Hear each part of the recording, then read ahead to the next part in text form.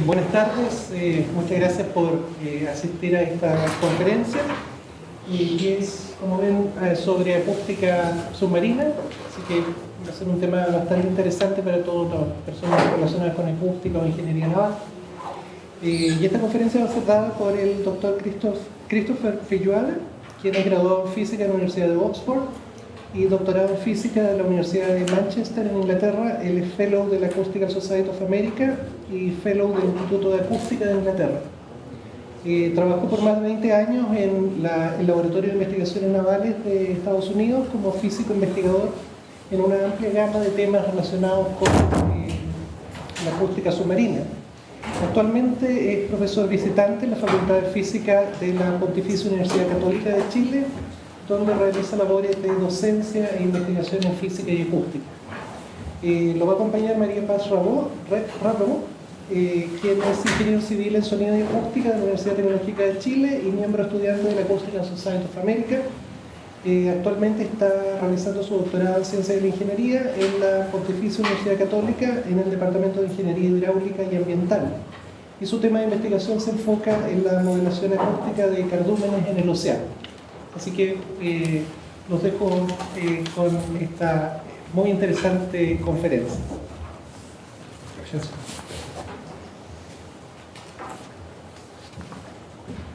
Ahora, buenas tardes, señoras y señores.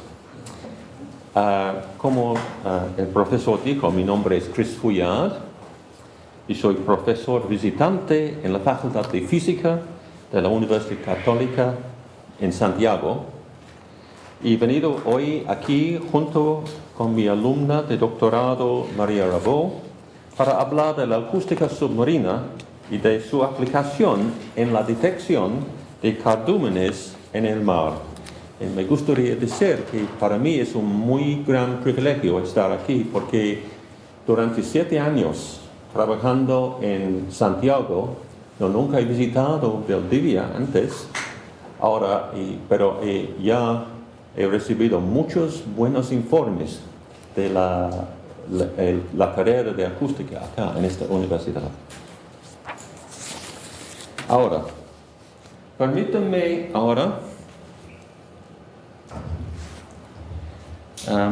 darles un breve resumen de la charla que vamos a presentar hoy. En primer lugar, quiero hablar en general sobre la acústica submarina, lo cual es un tema muy diverso.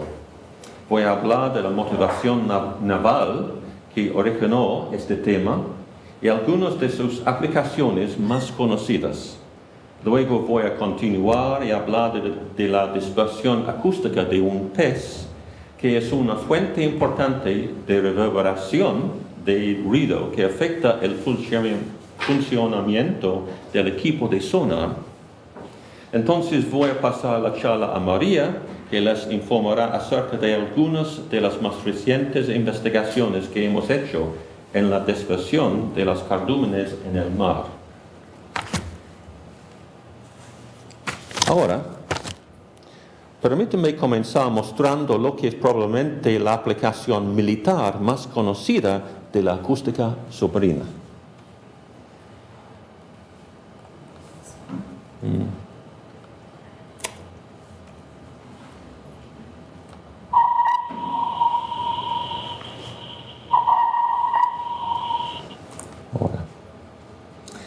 Ahora,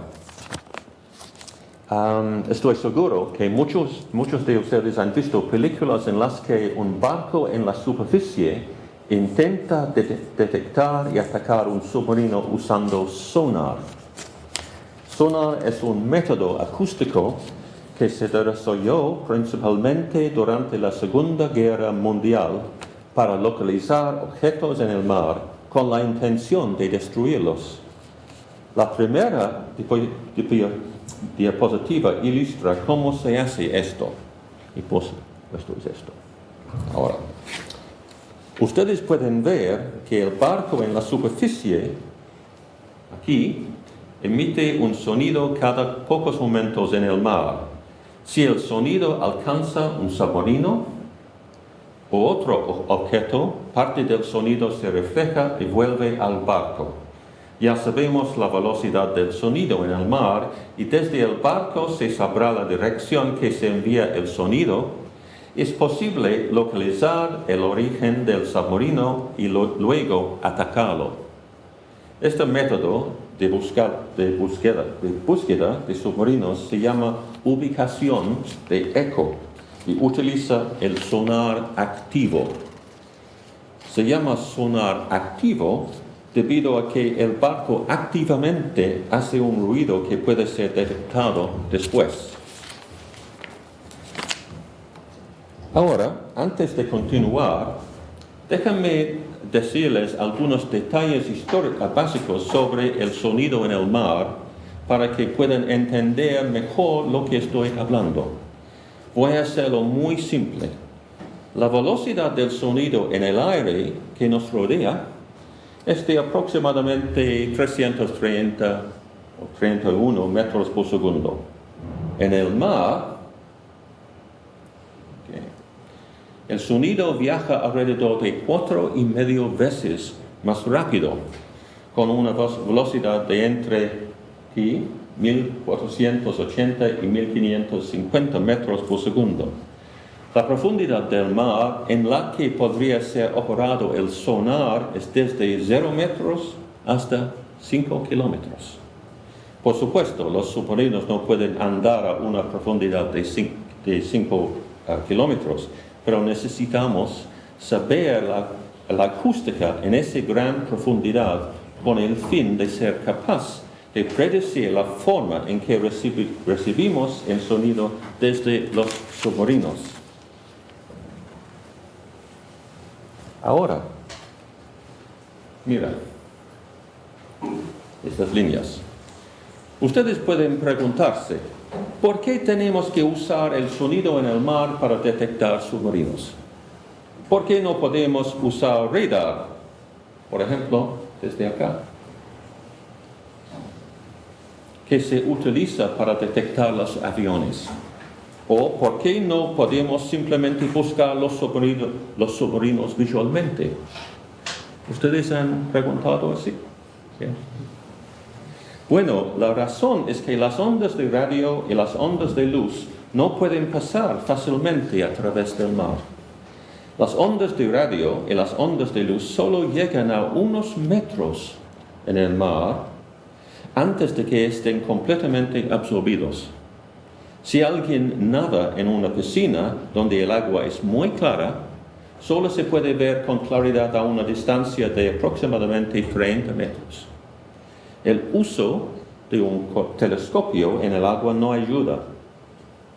Con el fin de detectar submarinos, necesitamos algo que pueda trasladarse tanto como un 50 a 100 kilómetros o incluso más.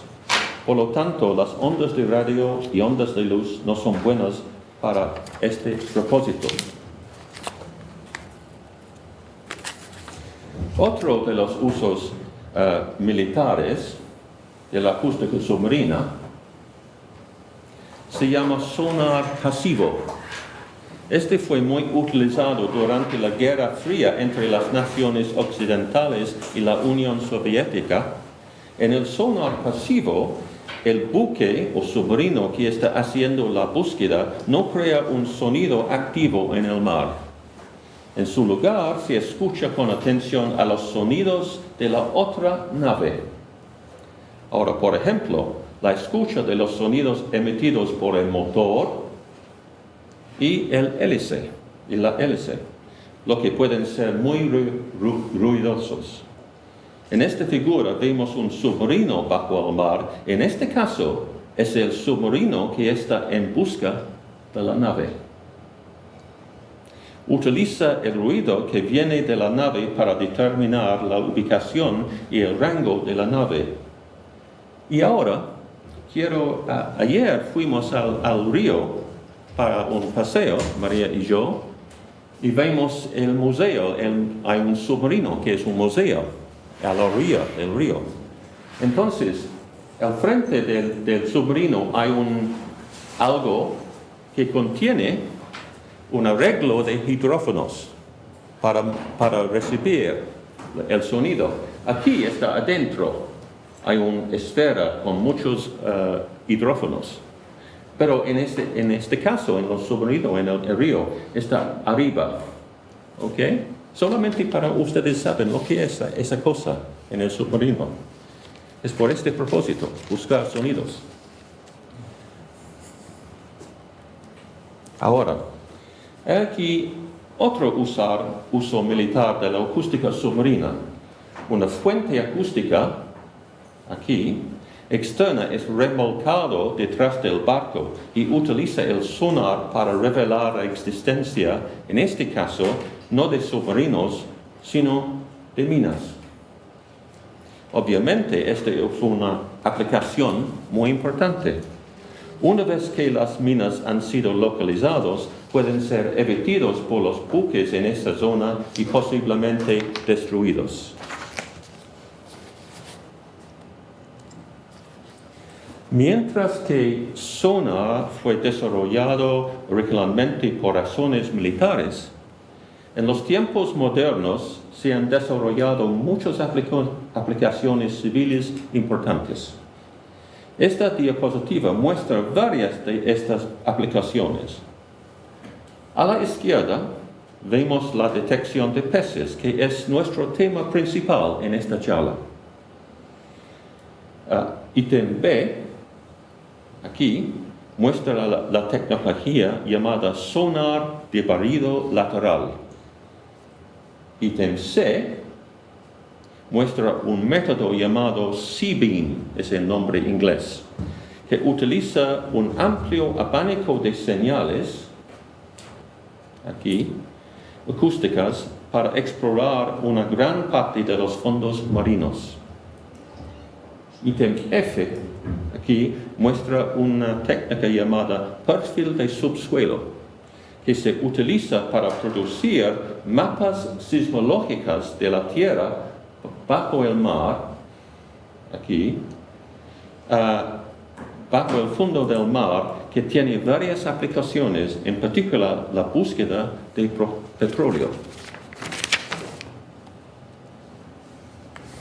Permítanme comenzar por hablar con ustedes acerca de sonar de barrido lateral, que para mí es un tema bien interesante.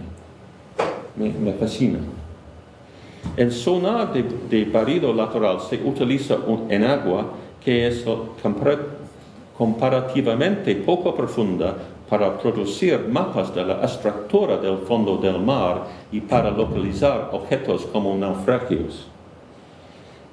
En la parte superior izquierda, aquí, se ve una imagen de un barco remolcando una pequeña fuente acústica que se baja a una profundidad específica. Esta fuente hace sonidos que son dispersados desde el fondo, aquí, grabados, enviados de vuelta a la nave y se analizan. La foto de la derecha, aquí, muestra la fuente acústica en el acto de ser desplegada en el mar. El sonar de barrido lateral es una técnica de alta frecuencia, lo que le permite detectar una gran cantidad de información muy detallada en distancias cortas.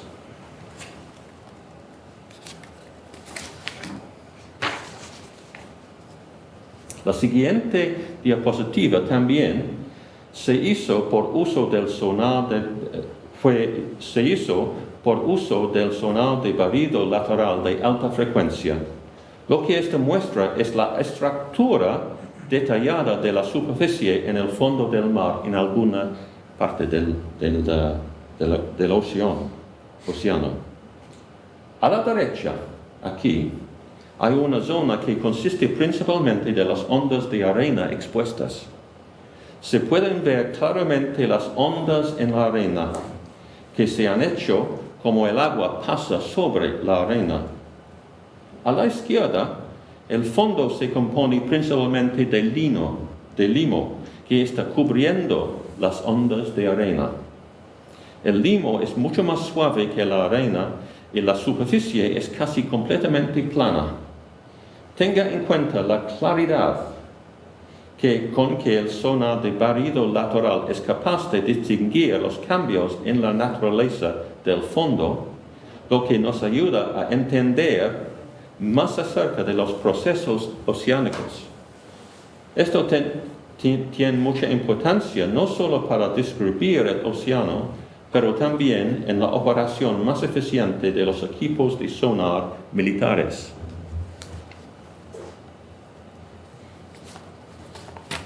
Ahora, con la siguiente diapositiva, me gustaría preguntar cuántas personas aquí esta tarde ya han visto un mapa del mundo como este. ¿No? Sí, algunas.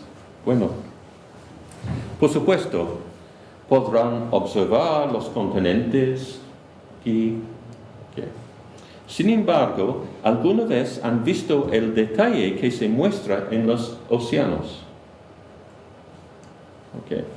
Este mapa muestra las montañas, los valles y la otra estructura geológica en el fondo de los océanos.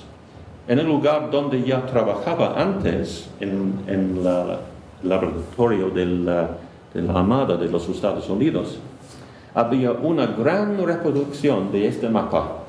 Recuerdo mirarlo durante horas. Me fascinó. Okay. ¿Cómo se hizo este mapa? ¿Cómo se consiguió toda la información sobre el fondo del mar? ¿Ustedes saben? Ahora. Bueno, esta es una charla sobre la acústica submarina. Por lo que no les sorprenderá saber que la información se obtuvo acústicamente. La siguiente diapositiva muestra cómo se ha hecho.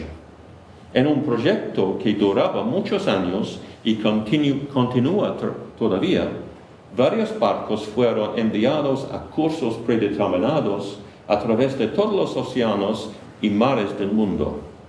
Y en intervalos regulares, los buques emitían sonido. Se enviaron señales acústicas abajo en el fondo del mar, como así. Y luego se recibieron las señales reflejadas, ya que volvieron a subir. Dado que conocemos la velocidad del sonido en el mar y el tiempo que falta para volver, es posible determinar la profundidad del mar en el punto donde la señal se refleja. Ahora, si es, por ejemplo, en el océano profundo, que, por ejemplo, tiene 5 kilómetros de profundidad, ¿cuánto tiempo falta para que vuelva el sonido? Ahora, la velocidad del sonido es 1500 metros por segundo. Entonces, más o menos 3 segundos para bajar y 3 segundos para volver. Entonces, cada medición, ahora falta solamente 6 segundos. Entonces, no viaja mucho el barco en este tiempo. Durante muchos años, esta información se incorporó en una base de datos y a continuación fue posible hacer este mapa mediante la incorporación de la totalidad de la información de profundidad que se obtuvo. Ahora, pasamos a otro tema. Hay personas aquí que han escuchado el nombre, la ecuación de sonar. María, por supuesto, otras personas no. El sonido bajo el agua produce una variedad de efectos cuantitativos sobre el diseño y funcionamiento de equipos de sonar. Estos se agrupan en un pequeño número de parámetros, aquí, llamados parámetros de sonar, que se relacionan entre ellos mediante las ecuaciones de sonar. Y hay dos. la ecuación de sonar activa, la ecuación de sonar pasiva. Las ecuaciones de sonar incorporan los efectos del medio, el objetivo y el equipo. Son herramientas de diseño y predicción para las aplicaciones de ingeniería de sonido bajo el agua. Fueron formuladas originalmente durante la Segunda Guerra Mundial como base para los cálculos de la distancia máxima de equipo de sonar y tienen dos funciones prácticas importantes. Primero, la predicción del rendimiento de equipo de sonar existente y segundo, el diseño de sonares nuevos. Voy a explicar un poco más. Los parámetros de la ecuación de sonar están expresados todos en decibelios. Por ejemplo, si nos fijamos en la ecuación del sonar activo, aquí, ¿dónde estoy? Se dice que el nivel de la fuente, el source level, nivel de la fuente, es en decibelios, okay. Menos 2 veces la pérdida de transmisión, más la fuerza del blanco, que es el eco desde el submarino o otro objeto, menos una combinación del nivel de ruido en decibelios más el nivel de reverberación, menos el índice de directividad del receptor, debe ser igual al umbral de detección. Si se cumple esta condición, entonces el equipo de sonar que se describe será adecuado para realizar la tarea de detectar el submarino con la fuerza del blanco, aquí, en las condiciones especificadas. La mayoría de los acústicos que trabajan en acústica submarina comienzan su carrera trabajando en un aspecto u otro de la ecuación del sonar. Es por esta razón que lo muestro. Okay. Por ejemplo, algunos pasan su tiempo trabajando con el nivel de la fuente, es decir, en el diseño de los proyectores de sonar. Muchos otros pasan sus carreras desarrollando nuevos métodos para calcular la pérdida de transmisión, TL. Durante gran parte de mi propia carrera personal he estado interesado en tratar de determinar los niveles de reverberación, que es el ruido no deseado dispersado que enmascara la señal. Concretamente, he estado interesado en la determinación de los niveles de reverberación de peces y desde cardúmenes. Okay. Como un ejemplo. Ahora, la siguiente figura muestra los cálculos de pérdida de transmisión en decibelios en una parte del océano profundo. Ahora hay la profundidad aquí, alcanza 2.500 metros y hay un rango aquí en kilómetros. ¿Okay? La figura muestra los niveles de sonido calculados, por ejemplo, en un computador. ¿Okay? La escala en el lado de la derecha muestra la amplitud del sonido en decibelios. El propósito de los cálculos de este tipo es proporcionar valores en decibelios que pueden ser incluidos en la ecuación del sonar para determinar la operación de los equipos para la detección de submarinos. Y por ejemplo, en los submarinos modernos, ellos tienen computadores personales para hacer estas calculaciones, para dar información al comandante en sus decisiones, que si recibe un eco, por ejemplo.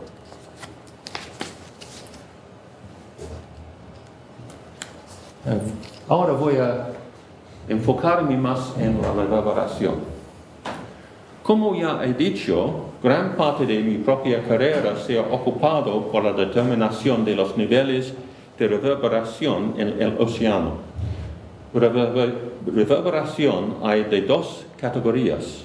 La primera categoría se denomina reverberación del volumen. Esta figura muestra esquemáticamente cómo diferentes objetos en el océano como los cardúmenes y las nubes de burbujas y otros objetos similares pueden producir ecos que serán recibidos por el equipo de sonar y que pueden dominar sobre el eco del submarino, que es el objeto que se está buscando. La lista aquí ofrece un breve resumen de las diferentes causas de reverberación del volumen que pueden ocurrir. Ahora hay peces y organismos marinos biológicos más pequeños, burbujas de aire, cambios pequeños en la estructura térmica o cambios en la velocidad y variaciones en la impedancia característica del medio, si contiene, por ejemplo, polvo o suciedad. Okay. Hoy, María y yo vamos a considerar ecos debido a la dispersión de los peces individuales, okay, y cardúmenes, que es una de las fuentes de reverberación más importantes.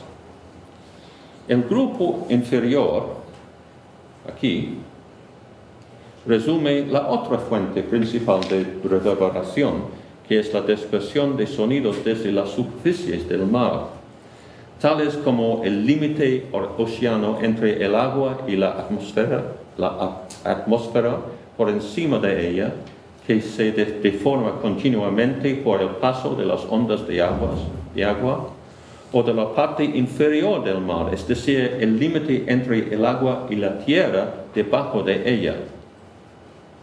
Ahora, es importante decir que por debajo de una frecuencia de 20 kHz, las mediciones realizadas durante muchos años han demostrado que la causa primaria de la reverberación del volumen en el mar es la dispersión de los peces con una vejiga natatoria, o en inglés decimos swim bladder. Okay. Ahora, de ahora y adelante voy a ocupar la palabra swim bladder, porque yo no puedo pronunciar muy bien vejiga natatoria, es bien difícil para mí. Ok. Ahora tenemos un pez típico de tipo swim bladder. El swim bladder, ahora, puede ser pensado como una burbuja de aire en el agua, rodeado por la carne de los peces. Okay. La figura mostrada aquí muestra un típico pez con swim bladder, el bacalao del Atlántico. Se llama en inglés el cod, un pez bien importante para comida en Europa y también en Norteamérica. El swim bladder se ve claramente en las fotografías de rayos X aquí y en el dibujo. El swim bladder es un órgano que contiene aire que ayuda a los peces a flotar a una profundidad específica en el agua, sin tener que utilizar energía para mantenerse a sí mismo en una profundidad, sin elevarse a la superficie o caerse hacia la parte inferior. Su forma varía según las especies, pero por lo general es alargada como un cigarro. La gran diferencia entre la impedancia acústica del aire y el agua hace que el swim bladder sea un dispersor muy eficaz de sonido. En las frecuencias específicas, el swim bladder puede resonar y dispersar el sonido muy fuertemente, dando un eco mucho más grande que el tamaño del pez en sí. Ahora, Aunque el swim bladder es alargado por lo general, el método principal que se ha utilizado para describir la dispersión acústica de estos objetos supone que son de forma esférica. A primera vista, esto parece muy sorprendente. En un momento voy a mostrar por qué la idea de un dispersor esférico está tan fuertemente favorecida. En primer lugar, permítanme explicar las ventajas del tratamiento del swim bladder como la esfera. Uno de ellos es que el campo acústico dispersada por una burbuja esférica del aire en el agua puede ser calculado con mucha precisión, tal como se describe en el artículo publicado por Anderson aquí en 1950. El campo incidente, el campo dispersado y el campo dentro de la esfera se expanden en términos de productos de funciones esféricas de peso y polinomios de la Legendre. Después de las condiciones de frontera apropiadas se imponen en la superficie de la burbuja, el campo dispersado se puede expresar para describir la amplitud de dispersión y la distribución azimutral también del sonido de la burbuja. Ahora, la siguiente figura muestra la amplitud de dispersión de una burbuja esférica como una función de la frecuencia. Hay la amplitud y la frecuencia. La frecuencia es expresada en una forma Ka, es decir, el wave number 2pi sobre lambda más el radio de la burbuja. Como se obtiene usando la teoría de Anderson. Esta figura fue calculada ocupando la teoría que acabo de explicar.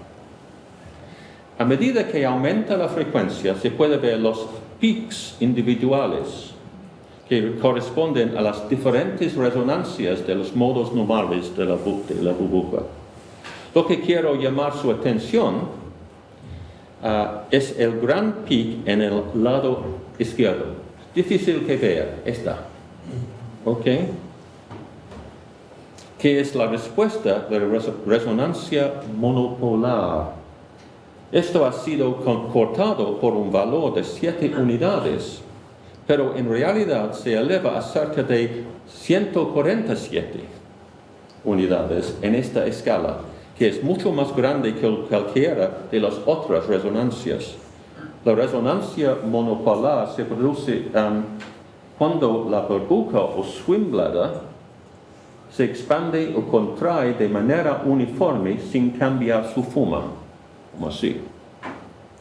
Okay. Debido a que esta resonancia es tan dominante y debido a que la dispersión de ella es esféricamente simétrica, se acostumbra a despreciar todas las otras resonancias más pequeñas de alta frecuencia y describir la dispersión de los peces utilizando solo la resonancia monopolar. Esta es la razón por que la descripción del swim bladder utiliza un modelo esférico. Ahora, un reciente trabajo que yo hice fue realizar un cálculo muy preciso para justificar este enfoque. Ahora, yo representé el swim bladder como un esferoide alongado.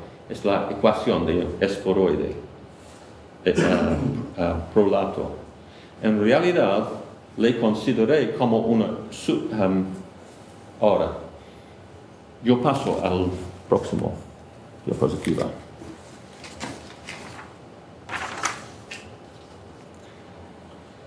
Cuando tenemos la descripción del esferoide ocupando esta ecuación que acabo de mostrarles, después de que esto sea hecho, es posible utilizar una teoría desarrollada por Waterman llamado, tengo la citación aquí, llamado el método de condición de frontera extendido o a veces el método de matriz T. Tenemos matriz T para proporcionar un cálculo exacto del campo disperso de una burbuja o swim-bladder deformada. El método de matriz T para proporcionar el campo... lo siento, perdió mi lugar.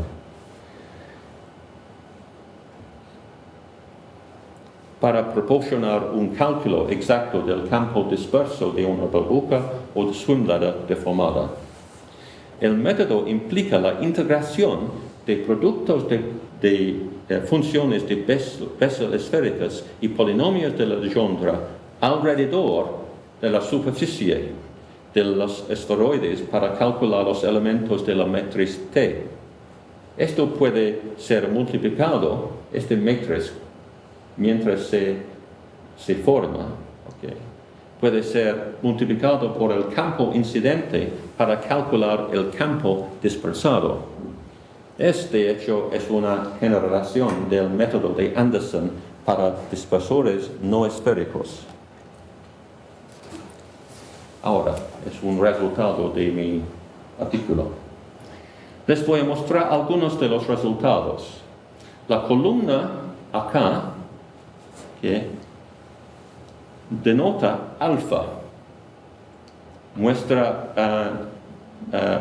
la razón de aspecto del esferoide. Esta es la razón entre las longitudes de eje mayor y eje menor del esferoide. Un número más alto, aquí por ejemplo, significa una esfera más deformada. Ahora voy a dirigir su atención a la tercera columna, aquí. Esto demuestra el cambio en la frecuencia de resonancia monopolar de la burbuja esférica, ya que se deforma en un esferoide alongado. La frecuencia se expresa como una razón con la frecuencia de resonancia de la esfera equivalente. Aun cuando la razón de aspecto se aumenta a 80, que produce una burbuja larga, delgada, como una aguja, ¿okay? La frecuencia de resonancia solo aumenta en aproximadamente 85%. Pero algo aún más sorprendente. La siguiente figura muestra cómo la deformación de la burbuja en un esferoide cambia la distribución azimutal. Una vez más, en el lado a la izquierda tenemos la razón de aspecto. Ahora, la segunda columna, aquí, muestra la relación de la amplitud de dispersión cuando la burbuja es sondeada desde el lado y cuando es sondeada desde el extremo, es decir, como así, como así.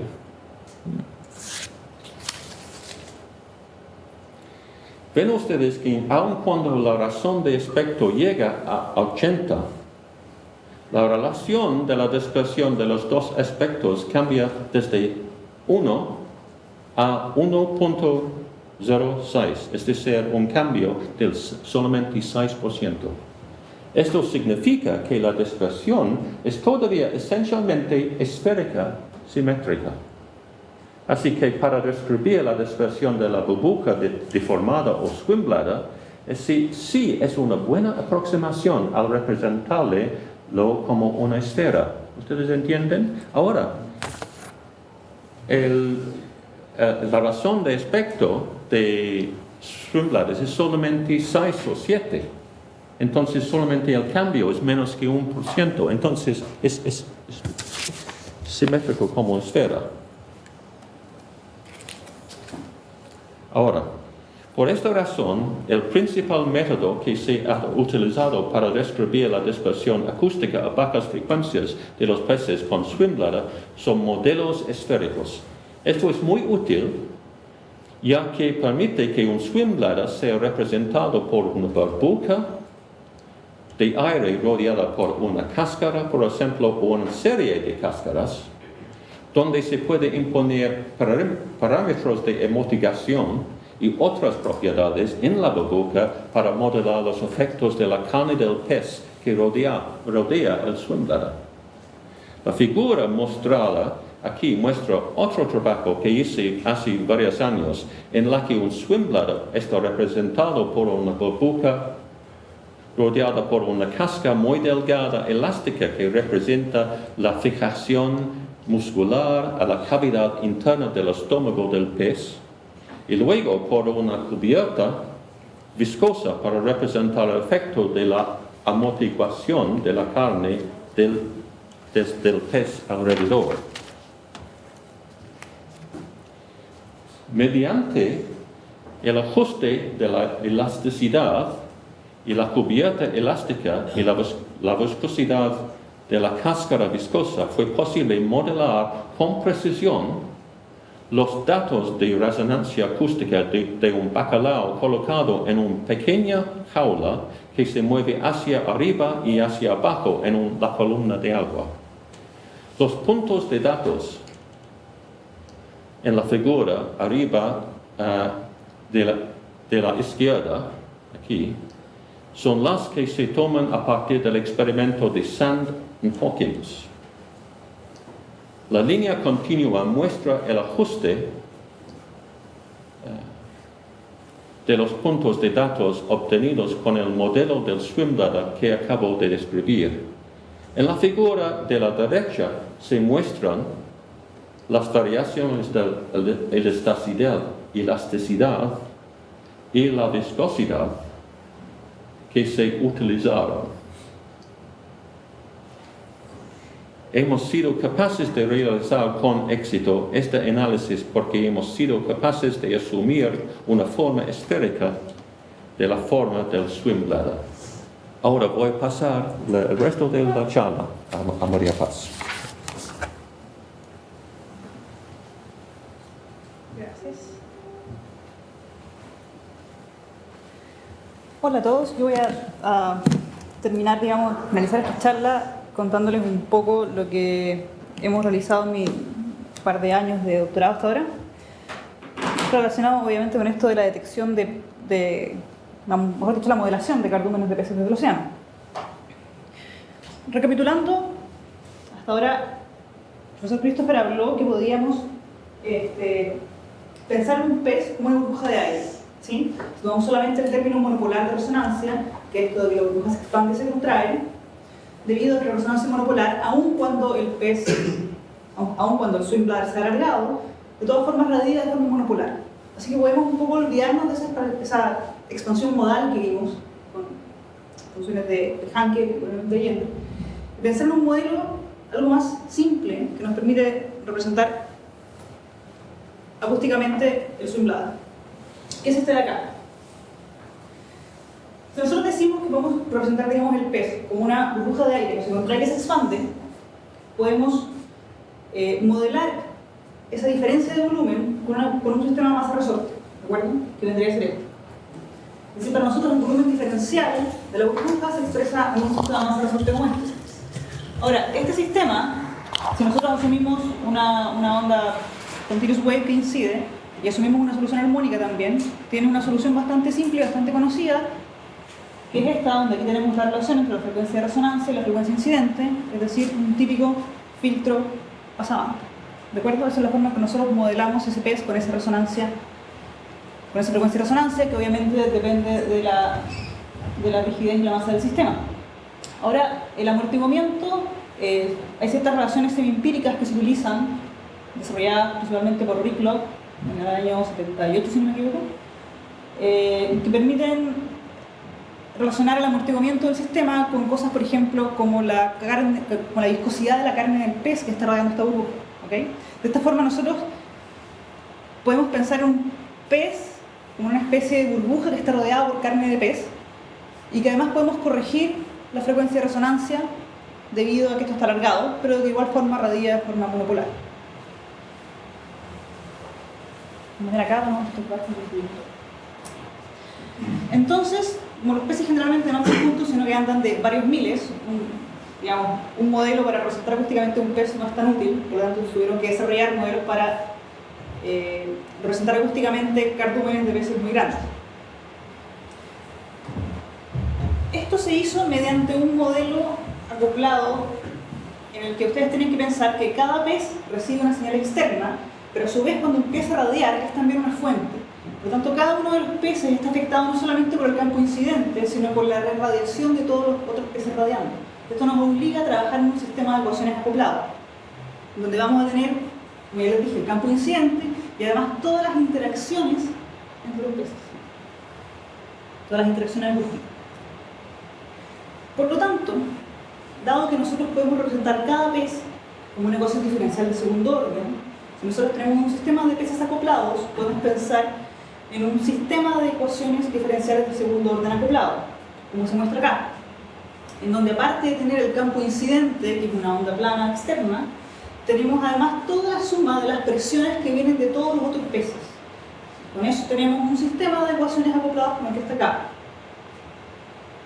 Este sistema, si nosotros asumimos una solución armónica y reemplazamos la solución armónica en el sistema, en vez de tener un sistema de ecuaciones diferencial, pasamos a tener un sistema de ecuaciones algebraico-matricial, de esta forma, que es muy fácil, muy trivial de resolver invirtiendo esta matriz de acá. Esta matriz de acá contiene tanto los términos de radiación de cada pez, como todas las interacciones entre los peces y los elementos de la no diagonal. Entonces esto me permite saber el volumen diferencial de cada pez que está dentro del cardumen. Por lo tanto, yo después, si lo sumo coherentemente, es decir, considerando las fases involucradas, puedo obtener la ecuación acústica debido al cardumen en algún punto de resolución. Esto de acá es extraído del paper del año 96, que se utilizó con datos de Holiday, y nos permite ver que se ajusta bastante bien el modelo a datos reales, medidos de target strength. Este es el parámetro TS que había en la ecuación del sonar, que a ustedes les permite saber cómo, digamos, reacciona acústicamente este objetivo, que es cuánto aporta el objetivo, en este caso el cardumen de peces, a el campo acústico que estamos viendo. Se fijan, la curva roja es la aproximación que no considera la interacción entre peces, sino que piensa, digamos, que en vez de tener un cardumen, tengo un pez multiplicado por muchos. Entonces yo considerara, por ejemplo, un cardumen de 1000 peces y dijera, voy a calcular el campo de un pez y lo voy a multiplicar por 1000, eso sería la curva roja. Sin embargo, todas las interacciones que tengo entre los peces me producen muchos cambios de fase. Como ustedes saben, todos esos cambios de fase generan, digamos, interferencia constructiva o destructiva, que son lo que provocan todos estos pics que tenemos acá. ¿Sí? Entonces sí es importante considerar un modelo que incluya interacciones entre peces y todos los problemas de fase que vamos a tener al respecto, que son importantes.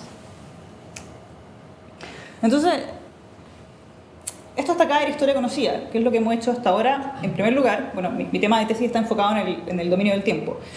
Pero lo que hicimos antes de eso fue entender un poco qué pasa con el campo acústico, el campo de scattering, no solamente en la dirección de la fuente. A ver, entiendan algo. Hasta ahora la mayor parte de la investigación que se ha hecho es pensando en un sonar. Por lo tanto es diciendo, ok, aquí tengo el cardumen, la señal se devuelve. Eso es backscattering, ok. La señal retrocede hasta encontrar de nuevo el sonar, que generalmente es al mismo tiempo una fuente y un receptor. Entonces la mayoría de la investigación que hay se enfoca en eso, en el campo acústico, pero desde el punto de vista del backscattering, de la señal que retorna. Lo que nosotros estamos haciendo es extender, en primer lugar, es extender ese análisis a qué es lo que pasa del otro lado del cardumen. ¿Sí? Uno podría pensar que es más o menos igual. Si nosotros consideramos que un pez tiene una radiación esférica, uno podría decir, ok, si es esférico, tengo lo mismo de este lado que este lado, ¿cierto? Y eso es cierto para un pez. Pero es muy falso cuando tengo un conjunto de peces. Porque la relación que voy a tener entre las fases hace que esto sea muy distinto de un lado a otro. Consideremos, por ejemplo, el caso más simple en que tenemos dos peces. Y vamos a ver qué tan diferente es tener el receptor de un lado o del otro lado.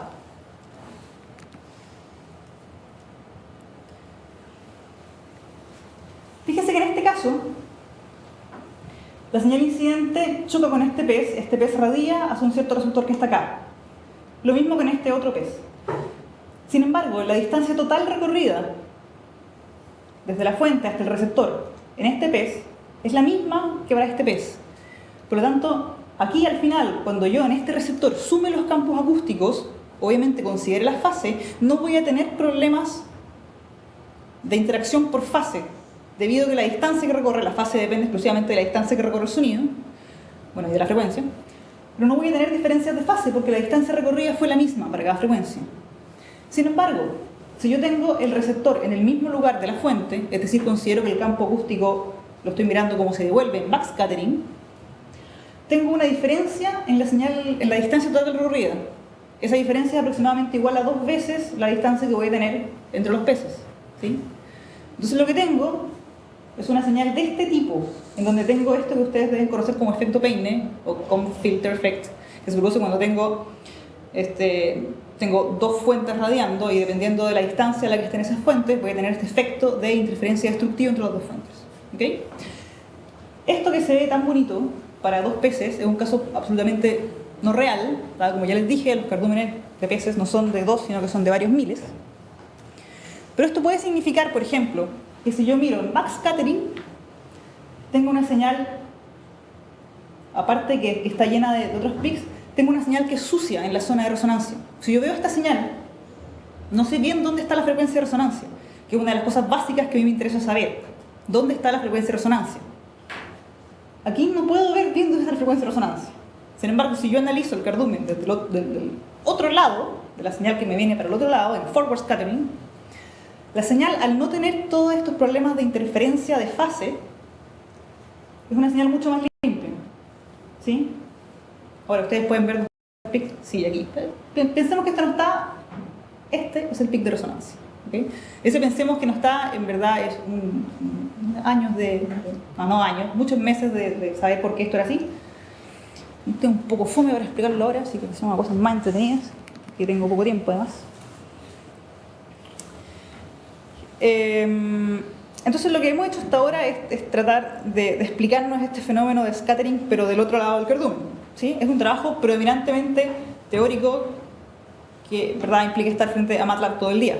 Sin embargo, para hacer esto un poco más dinámico, quiero mostrarles algo que hicimos, que fue con esta teoría de forward scattering. Analizamos ciertos datos que aparecían en un paper de Dietschok del año 99, en donde son datos experimentales. Y eso es bueno porque nos permite, digamos, ver qué tan aplicable es todo esto que estamos estudiando de la modelación acústica de los cardúmenes. Entonces, este experimento se hizo en forward scattering, es decir, que teníamos de un lado la fuente y del otro lado del cardumen, el cardumen está acá, del otro lado del cardumen teníamos un arreglo de receptores. ¿Okay?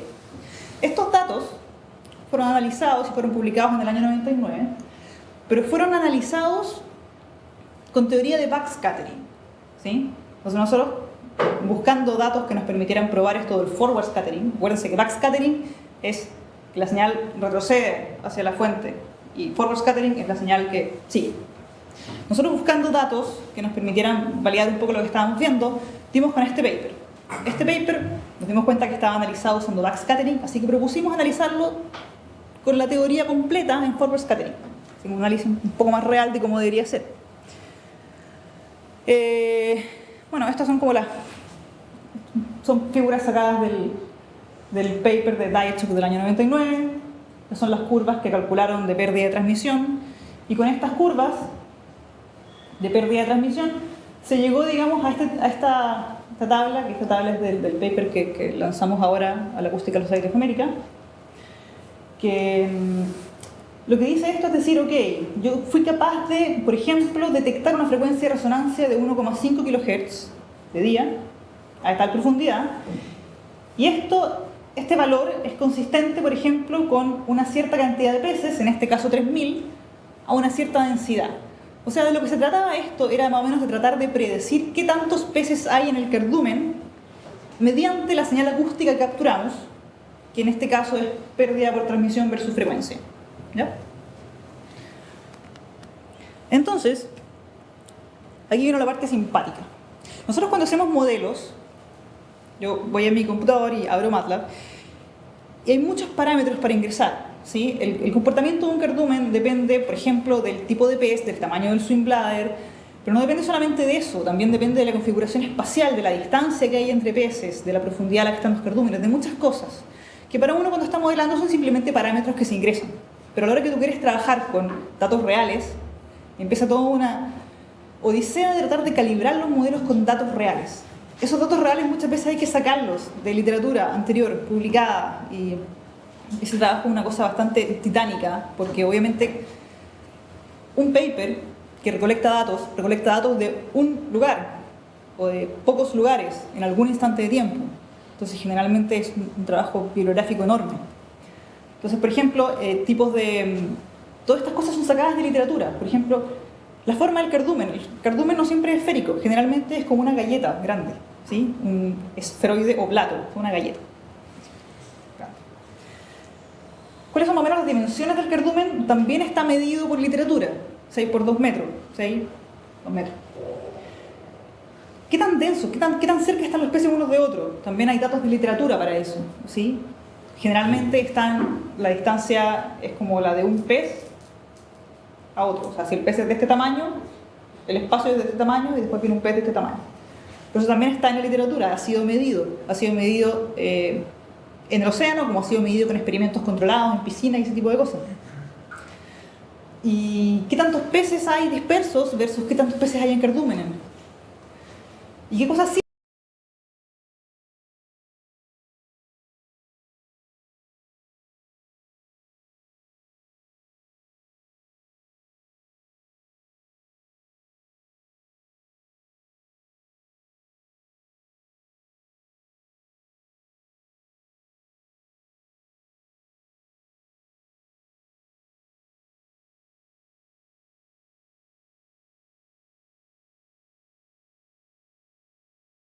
Se saben, por ejemplo, la profe puede saber más o menos bien, porque con estos experimentos sacan ejemplares. La literatura, con cosas que hay que todavía está